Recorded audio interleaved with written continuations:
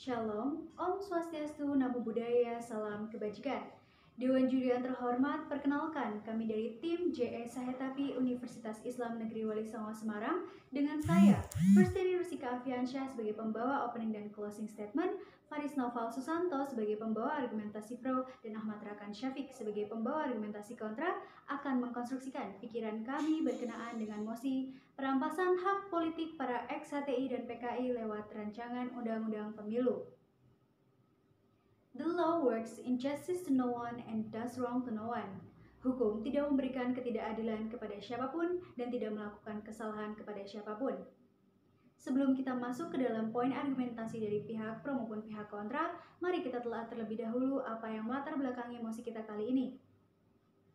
Rancangan Undang-Undang Pemilu adalah salah satu regulasi yang masuk ke dalam program legislasi nasional prioritas di tahun 2021, di mana dalam regulasinya yang dilarang untuk menjadi peserta pemilu adalah para ex-HTI dan PKI atau organisasi yang terafiliasi dengannya atau juga yang terlibat langsung dalam G30S PKI. Hal ini terdapat dalam pasal 182 ayat 2 huruf II dan JJ draft rancangan Undang-Undang Pemilu yang menyatakan bahwa yang berhak untuk menjadi peserta pemilu baik Pilpres, Pilkada, bahkan Pileg adalah bukan bekas anggota HTI dan PKI. Pasal ini menimbulkan pro kontra dari banyak pihak di mana para aktivis menilai bahwa pelarangan ex-HTI untuk ikut pemilu adalah keliru karena alasan substansial dan hanya akan menjadikan teknisnya semakin rumit. Sementara dari pihak DPR menyebutkan bahwa pelarangan tersebut adalah karena alasan normatif di mana setiap warga negara Indonesia harus taat dan patuh terhadap konstitusi dan ideologi negara. Lantas, apakah rancangan Undang-Undang Pemilu ini akan dianggap sebagai sesuatu yang memberikan dampak positif ataukah justru akan dianggap sebagai sesuatu yang memberikan dampak negatif? Untuk itu, mari kita simak penjelasan dari argumen dari pihak pro maupun pihak kontra berikut ini. Ubi Societas, Ibi Ius. Di mana ada masyarakat dan kehidupan, maka di sana ada hukum dan keadilan. Marcus Tullius Cicero. Hukum merupakan benang merah bagi warga masyarakat dalam berperilaku, sebagai sekat agar tidak ada keegoisan atau kepentingan kelompok demi menjaga asas persatuan dan kedaulatan rakyat. Namun, dari fakta historis dari bangsa ini, bukan hal baru adanya pergerakan separatis bakal radikalis yang menentang amanat nasional dari persatuan ini. Maka dari itu Dewan Juri yang terhormat, izinkan saya menjabarkan secara struktural konstruksi pemikiran saya yang menjadi pertimbangan mengapa saya menyetujui poin pencabutan hak politik dari mantan anggota HTI dan PKI pada rancangan Undang-Undang Pemilu pada mosi pro perdebatan ini. Yang pertama adalah bagaimana implementasi dari sila ketiga dan keempat yang merupakan fondasi dari berdirinya negara kesatuan Republik Indonesia yang juga merupakan manifestasi pemikiran pendiri bangsa.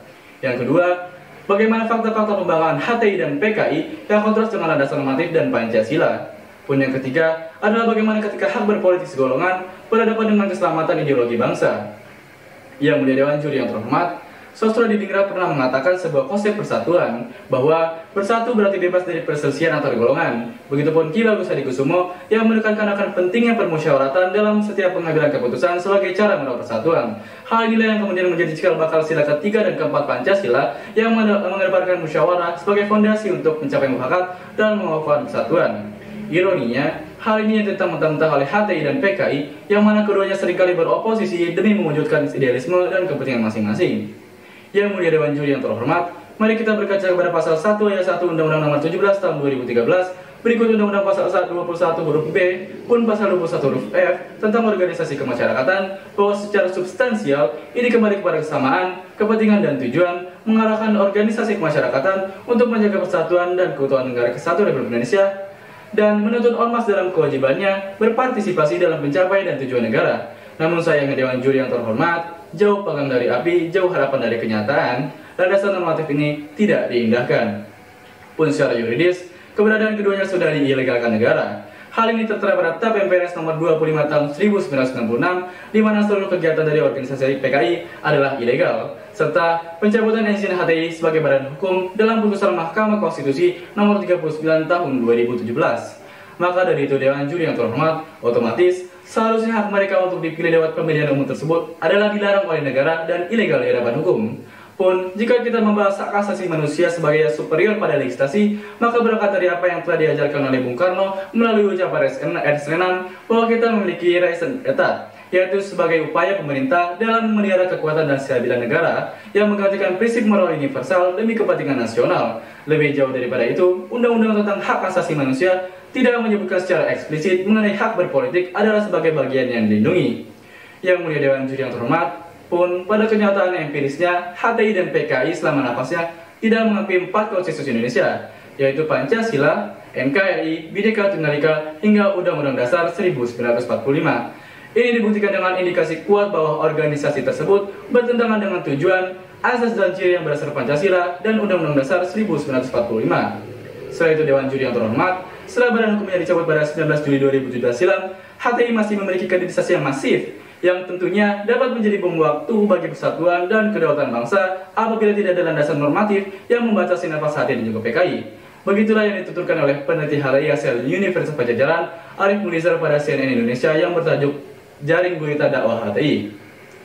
Pun, pada pernyataan Ketua DPP HTI Rohmat Eslabi pada 2014 yang lalu, yang dengan lugas dan terang-terangan merekrut pada TNI dan ingin mengubah ideologi Pancasila kepada khilafah. Salah satu konsekuensi yang dapat terjadi adalah pengintervensian kekuasaan dan pergeseran ideologi. Maka dari itu Dewan Juri yang terhormat, berdasarkan narasi filosofis, yuridis, dan empiris yang juga merupakan sebuah manifestasi dari irisan pemikiran para pendiri bangsa, saya berani mengambil kesimpulan bahwa secara substansial, pencabutan hak politik mantan anggota PKI dan HTI adalah sebuah tindakan responsif dan adaptif yang dilakukan oleh pemerintah, dan bukan justru menjadi belenggu yang menyebabkan statis dan konstannya kehidupan pada satu titik.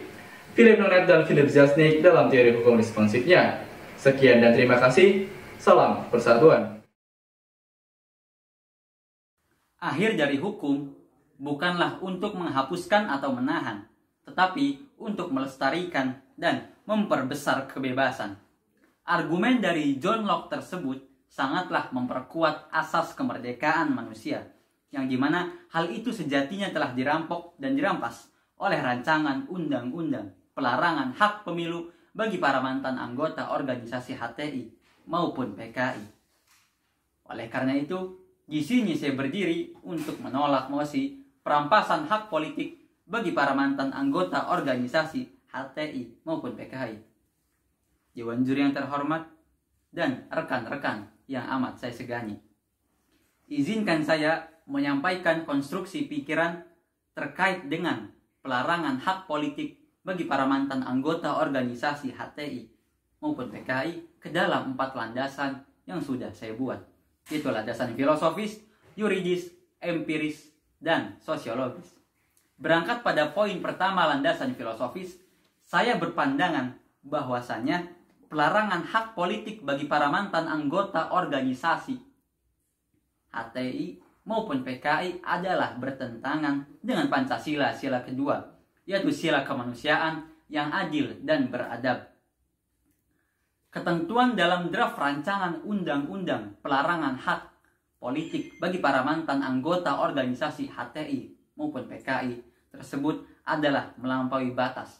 Pencabutan hak politik atau perampasan hak politik tanpa melalui proses peradilan adalah suatu bentuk diskriminasi terstruktur yang dilakukan negara terhadap hak warga negara.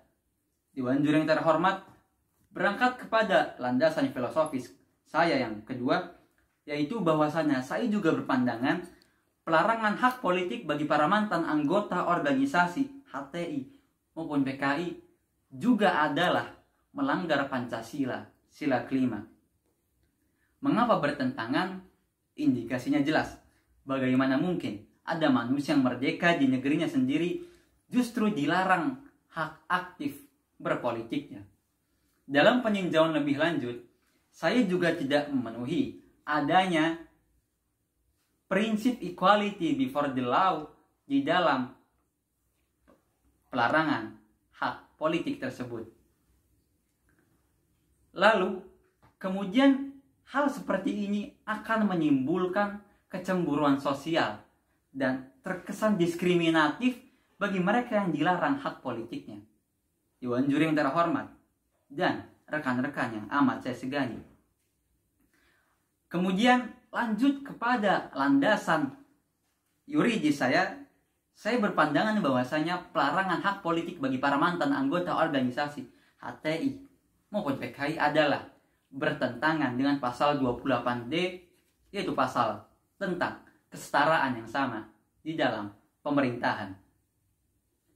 Tak lupa pada tahun 2004, Mahkamah Konstitusi yang kala itu dipimpin oleh Hakim Jimli Asidiki menyatakan bahwa pasal yang melarang hak pemilu bagi mantan anggota organisasi PKI adalah tidak sejalan dengan semangat rekonsiliasi bangsa. Tak hanya sampai di situ, hak asasi manusia adalah diatur di dalam Undang-Undang Nomor 39 Tahun 1999. Berangkat kepada argumentasi empiris saya, mengutip pendapat MH Ainun Najib, ia mengatakan bahwasannya aneh, hukum negara bertabrakan dengan hak dasar kemanusiaan, dan keduanya telah tiba pada kondisi purik saling membenci yang sulit untuk disembuhkan. Tak hanya sampai di situ, berangkat lagi kepada argumentasi sosiologis, maka kondisi hari ini adalah kondisi yang sulit disembuhkan. Oleh karena itu, solusi yang kami berikan terhadap polemik seperti ini adalah melakukan pembinaan ideologi terhadap mantan anggota organisasi HTI maupun PKI. Sebab dengan pembinaan bukan hanya kita menjaga persatuan bangsa, tetapi juga merawat demokrasi. Sekian dan terima kasih. Salam persatuan. Lex semper debit remedium. Hukum senantiasa menjadi obat. Tibalah kita di penghujung dari jalannya sesi debat kali ini setelah pihak pro maupun pihak kontra menyampaikan konstruksi berpikirnya mengenai mosi kita kali ini. Mari kita tarik benang merah atas apa yang telah disampaikan oleh pihak pro maupun pihak kontra. Kesamaan dari keduanya adalah sama-sama menyetujui bahwa undang-undang pemilu diperlukan dalam masyarakat. Dalam hal ini, Undang-Undang Pemilu adalah sebagai mekanisme lanjutan dari Pasal 1 Ayat 2 Undang-Undang Dasar tahun 1945. Namun, terdapat dua titik yang menjadi pertentangan dalam perdebatan kita kali ini. Untuk yang pertama yaitu mengenai subjektivitas filosofis, dan yang kedua adalah mengenai apakah rancangan Undang-Undang Pemilu ini dianggap sebagai pelanggaran hak asasi manusia atau tidak. Untuk yang pertama, mengenai subjektivitas filosofis, di mana pihak pro datang dengan standing bahwa rancangan Undang-Undang Pemilu ini adalah sebagai langkah strategis dan upaya visioner dari pemerintah terhadap rakyatnya demi untuk melindungi ideologi negara dan untuk mempertahankan persatuan dan keintegrasian bangsa Indonesia. Sementara itu, dari pihak kontra yang dengan tegas menyatakan bahwa rancangan Undang-Undang Pemilu ini telah melanggar hak asasi manusia, yang dimana hukum negara yang bertabrakan dengan hak dasar kemanusiaan adalah merupakan suatu kearogansian hukum. Lalu yang kedua adalah mengenai apakah rancangan undang-undang ini dinilai sebagai pelanggaran hak asasi manusia atau tidak. Dari pihak pro di sini mengatakan bahwa hak segelintir atau segolongan orang kedudukannya tidak jauh lebih tinggi daripada pentingnya nilai-nilai persatuan dan kesatuan.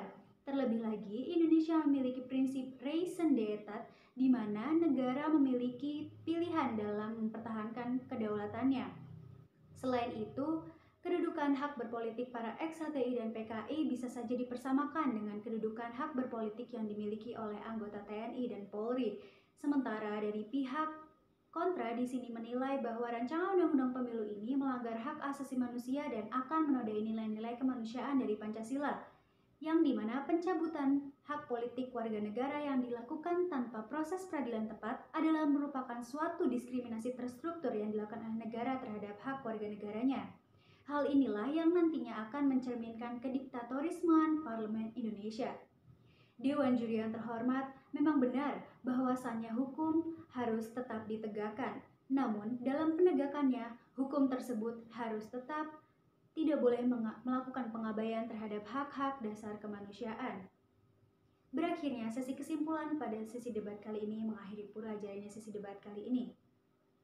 Sekian, terima kasih. Wassalamualaikum warahmatullahi wabarakatuh. Shalom, Om Santi Santi Santi, Om Namo Buddhaya, salam kebajikan, salam persatuan.